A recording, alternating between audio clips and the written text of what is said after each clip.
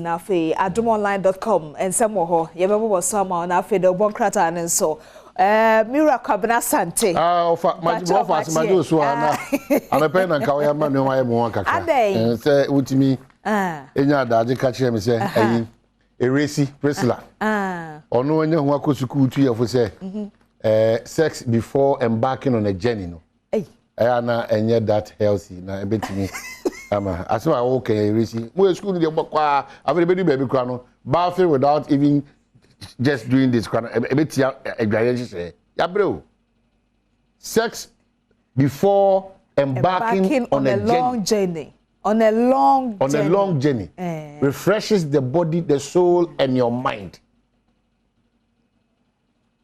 and obenya hange me mama chibi this is the ultimate TV breakfast show bedroom on Adom TV multi TV so Ghana for your can sex was no be edwa no be etete so obi a movement Dennis Kwakwa okwa asante mantema e onkobo bebedi ba me Dennis okay yo okwa asante mantema eye NAPCO on a regional coordinator enti ensemba akomienu twitwitwiri bi apiepio me ne nkomo na fe yamba back to studio na fa ensema wodo atojo de broadcast and online sorry Dennis matcha pom ti say Opa, me for na also. Oh, nyame adom bibia nam ne krom kama. NAPCO assistance now, asante mantem na wo odi hu ye tintiman. What is the state of NAPCO? Any NAPCO ye wona ewo mu no, beneficiaries. What's the state now? Oh, famidase. Me gidi se. Anopa wo no tie for na fo nyina obi ahụ ye. Oh, nyame adom. NAPCO issues adeba kwa which with the single Ashanti region. And it's ever since I started up to 2018. The largest number of NAPCO beneficiaries, 25,076 from the beginning, out of the 100,000.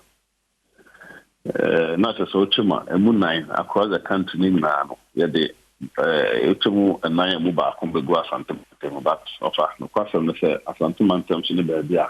50 ever NAPCO program no from pa no kwana ma e be pass e be ka se so apart from that assembly we be suffer NAPCO ko be ade said the NAPCO to be active no e wa something so na to any other region and I can say a question no pa no betumi agina then e koso NAPCO ni na engine okay so yeah na also so anka say na ono so na NAPCO meta okay so NAPCO but I know na simple Omampani minim duga na se we time no policy no anka sabotage omampani de ba na force sana kakra because we are do no so hwe wa brabo ba se ni na ka 2018 e be na ko ba na dia na dika fa no so omampani ka se no pa na o break because e so many work experience and until so pay to opportunity mo ba bu bia or certificate we experience na certificate no experience so that ya so tina bi adwuma fofo bi beto ba bi the private sector na the public sector and the kind of person apply or between apply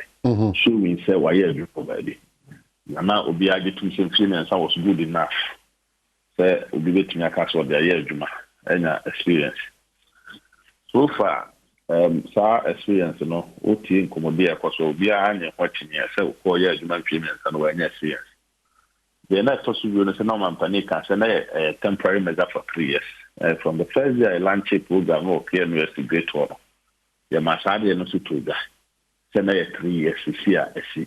Man panic can be say it be a 3 years breast extension, the bar master 3 years bar, and the panina by the swammer by for president. Nemo, we are showing you Medina, now they are going apart from some man panic or pet, the Dima or more than my age.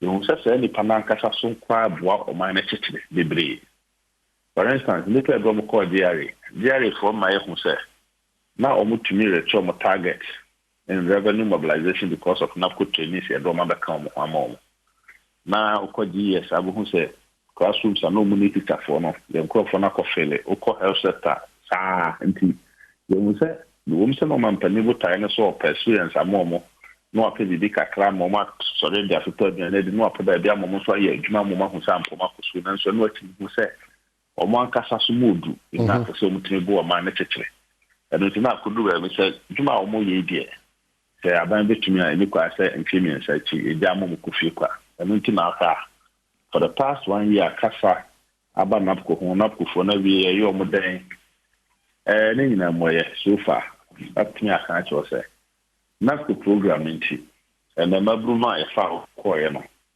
over 45,000 enya adwuma kakra bi wo ma o modwuma wo no munya no private sector ba do na ade ye share adwuma die na so na Ministry of Agriculture o mu hu so napko fo aba I see the fertilizer distribution program aba mo ho say omunya kwa ba paso ha no na kotna hye e di mechanic koma omo amom do mo yes adwuma through that and an akufo be the agri extension office and the Ministry of Agri. Okay. Yes, ankasa ye do mo koye me ame no kasa nei to da no kwasa me say ye broadcast dey tumi ye mani pa no ba na me no kasa yes for your recruit and na me as regional coordinator me na me friend say me ni mobi obetumi abo na koni bia o na me din komo kan say you are sending message me educate Ghana material essential whatever me tese dey e koso me come phone so na me come educate Ghana me pado do a mo na me di sa nkomo no privately shebwa on hoso opportunity ba no mo ma me ani tumi di bia me atel mama bi so ya bo modern GRA and na ya ban bota say tax division ne custom division no any pa ya do ma ko mo nyina mo mfo madwuma enunti custom division there last year there for bo modern for napko for ayo mo permanent napko ni bia wa ye adwuma wo ma we mo anda napko bia ni se sa de na si na me no ka say about 4,800 trainees aka there for some under the tax division no and now there for the chair almost stipends into of us what is an napko for see in chomo kanai man say ado busa no na sa anko for no ye no mo kanai man because there you pure mo ka because I buy for so say e kwan bia so say there you fast anko for na djuma because so mo hia. Okay, so kwa mamentiase yi that's the most important thing modjuma no napko adjuma no the understanding is that September nyame adma ba na wi and rather ye ne general secretary for Saiku no representing NAPCO trainees interest no edi nkomo o say 9 months ebinum so 11 months ebinum so 8 months ona ketu an enkemu sanchire mu odeba on the GRA matter no omati omo ho asese GRA for kakra na omode so omase no enu nti na ebia NAPCO so no mode maho de sa sika na sakọ ba bifura GRA for na take care of that ayinana. Ofa napko yejuma die no ye ntie fesi kan ko ye bi fufu bi aban sika o de maye o mai sika o betumi di ahwe o de sika ma o se pa o se fatua napko stipends ntie fesi kan de bi fufu about the mechen say onchire mu no o ka say GRA fo aso wona se wona aye omo oni omo GRA di nkita ho no wona so omo se a omo bo omo kakra say sika ne napko sika ne bi anase GRA sika GRA sika ana me busa say me napko nia beneficiary na mo GRA na GRA de sa nso ase ne mamia ma adwene ne say napko fo nso na engage me nti ese me nso ebi free napko fo nso ba na me sa de GRA fo de ne soso na kasi ani na eko mama sa nchire mu na tima ba mo na temo ase ofa GRA fo etia omo food stipends na ma omo 700 cedis a month na GRA fo pia enunti enye adia napko ni a wodi aga ipia scan expect say napko be sa be pia ska for farmer ye bota ya e de ye napko no ne senka after mfemi ensa no ba bia e di mi pa no call ye adwuma no senka ye bitumi a e be mo maka ho na nka adwuma ko na pay de o ma take over the burden of the stipend na ba bia mo form permanent to maka twem according to their qualification ye no ma famu ko mo sa eno nti stipends no ye se be se abo ba ko ye nyini na nyi no so the tenu ntimi kwage no di ho ya ban sika na nsa ma. No sa ba jibiwa. No so ya ban sika. Okay. No to omo de ne de asi once idea ya take responsibility no epia omo ka no on behalf of the same government and so epia no de no. Okay. So to the best of your knowledge, you are in charge of Ashanti region NAPCO. In fact, coordinating. Eka woman as is ending September. Eka woman. No correct. After October 2021. Aban ka say but I know the year NAPCO no friends so kwatra.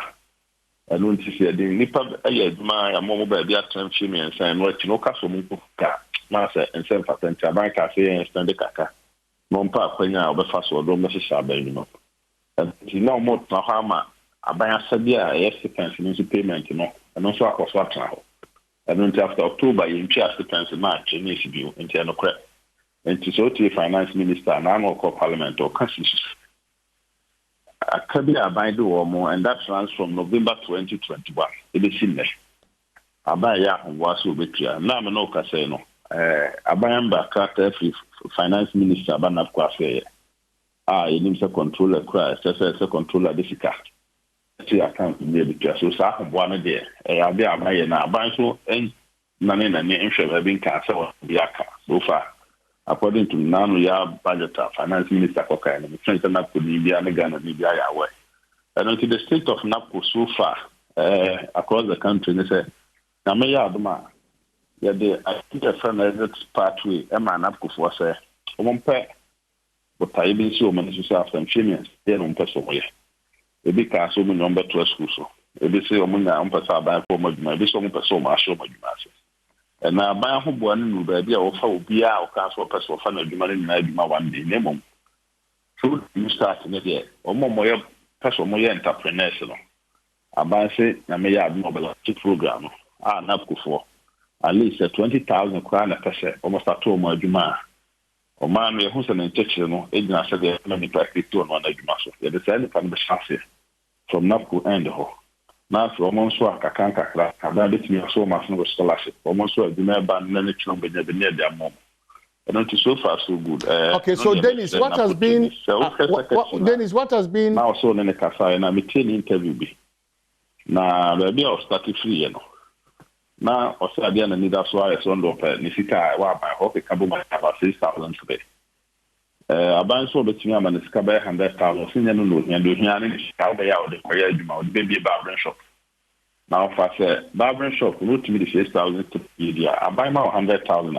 We are set from the first year. No, wait me a BS about not less than 15.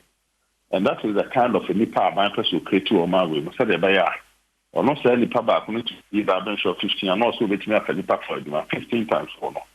Once I acquire by 60. Okay, so Dennis, there is a Brinty, just 2 more questions, probably now for what's Mako Juma here. From November to July, Edin Komei, what you have to say in Tria NAPCO beneficiaries Neka? What has been the interest depends, yeah. What has been the reason? Because 8 months, 9 months, 7 months, Aketiama and our buying so him say these NAPCO beneficiaries Ibeko BID Omako all the time so So what has been the reason? Afane na me no idea in na ya ban sikasem saban uska o tetema abanuma na obi a dey ready so there for that time you know release in free Ministry of Finance.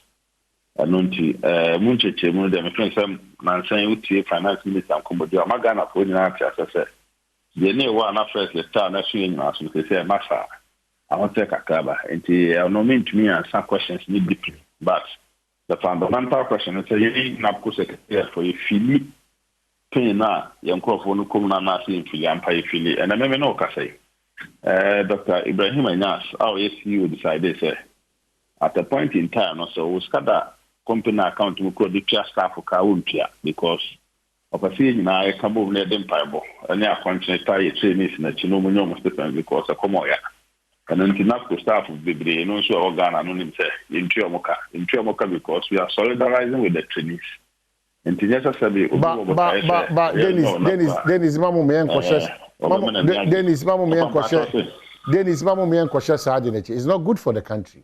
Akatiawunsem has nothing to do with fasting and prayers. It's very bad. If Moshas here or mine on that tangent, what has working to get your salary got to do with prayer and fasting? And no, I can't cancel Diagro. Once I repeat the same thing, let's not, Dennis Kwakwa, let's not, and don't add up to that voice. Let's not encourage. Because Ghana for you, what to do? I give prayer and fasting. Let's not encourage that. As of mine. It's not only Ghana. Sabain was sikasem how more. 8 months on Triaka, Abain should redeem that image. Abain was sikasem hawa. Abain prioritize it. Abain was sikasem hawa. there's too much wastage in this country. And shall say we're buying with but buy we should compound no. So mama share your name. And can't say more timama yen trainees no. Even to the extent that ye dem paiboni a country na ebe na nyame hu ye boboni akatua ba. That's unfair. Me no ya adwene. Na so ya say wo twi bi osoro na ma na bi kram. Aban no aye ka no ho asem de no. Aban no has been consistent and regular. I will NAPCO trainees akatua. In fact, NAPCO is the only government intervention program about ya katua ho nsem ko yi. O de any other government intervention to say why ye di kan ba ye no.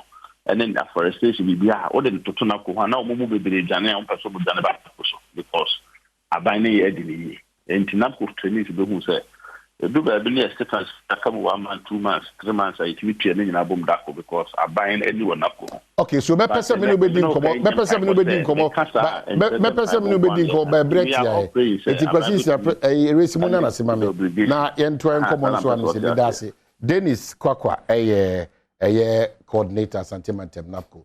Government should not hide. And sa nyoma na mode ehye masofu bia me gina on case bia kire. Ojumani bia self atanaketia. The painful thing is that people are not getting paid but we want results.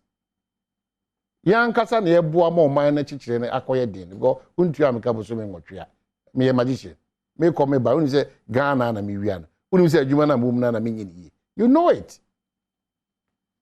Tie di ba bi na wo aba mu ne e kasa kire o say tie die nipa dodo na aka na ja nyoma ensem fata wo ye na wonte ase a. That's the problem. Abai di mirika be ye nhwanim a lot of programs and policies. Nhwanim programs and policies nkwa edu sinsemu na aka ne minim. Na ave wo de oye bi. Wo ba kirem say na me konje aketia. Me fa akonche ne apa. Na me akomchira me yama me ankasa me ho ne mabusua ne madofo me wi. Na aketua no so me wi adwuma no so. O za be ka me fa mpaebo ne akomchire nkwa. What is this in this country? Young man kakram ka say bi odi agro. A whole coordinator to is buying into Dr. Anyas Korase and then Osika and Kono and ever country empire. What do you mean by that statement? Bibia no bibia sa no afa no wadi. Oba owofase onana unia a part of the trainees now. Every blessed early morning ojina okonso on telephone. Ke kan sem kirewa. Mama yanchi kire mani people's interests are so high. You can say if you are buying priorities, maybe or to sikafa. Okay, so someone would to the broadcast they bring my just about 2 per daily graphic. The BIE ghost names Ghana from 1992 ghost names. Every blessed year, ghost names. Obasa come ghost names crew winner 21,000 ghost per. Yabasa Babinya 41,000. So what is this? Deceptive people. Yena Ghana for yena. Ye boa mari nyina asenke ni asa gina chi ni ye sa keka for sex aspect ni tum na fian wrap up na fian ko ana Accra digital so my don money pass 15,000 yeah